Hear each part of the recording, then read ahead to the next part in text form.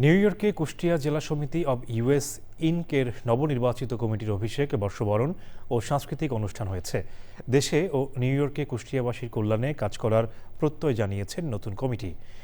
New York থেকে রাশেদ আহমেদের তথ্য ভিডিও চিত্রে আমিনা রহমান সুপ্তির রিপোর্ট। যুক্তরাষ্ট্রের নিউ ইয়র্কে 2012 সালে যাত্রা শুরু করে কুষ্টিয়া জেলা সমিতি অব ইউএসএ ইনক। নানা প্রতিকূলতার পর আবারও সবাই মিলে আয়োজন করেছে নববর্ষ ও সাংস্কৃতিক অনুষ্ঠান। পাশাপাশি অভিষেক হয়েছে নবনির্বাচিত কমিটির। আমি আরো অঙ্গীকার করতেছি যে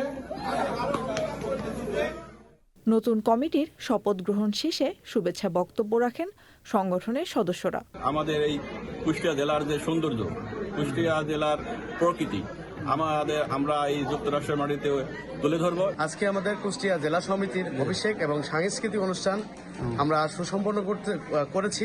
আপনারা জানেন কুষ্টিয়া একটা ঐতিহ্যবাহী জেলা। আমাদের এই ইউএসএর অন্যতম বৃহৎ সংগঠন কুষ্টিয়ার পক্ষ থেকে আবারও অশেষ ধন্যবাদ এবং কৃতজ্ঞতা।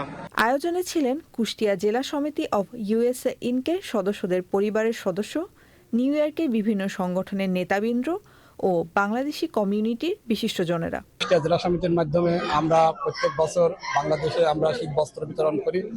আমাদের কবরস্থান আছে, গরিব দুঃখী মানুষের আমরা বাংলাদেশে সাহায্য করি।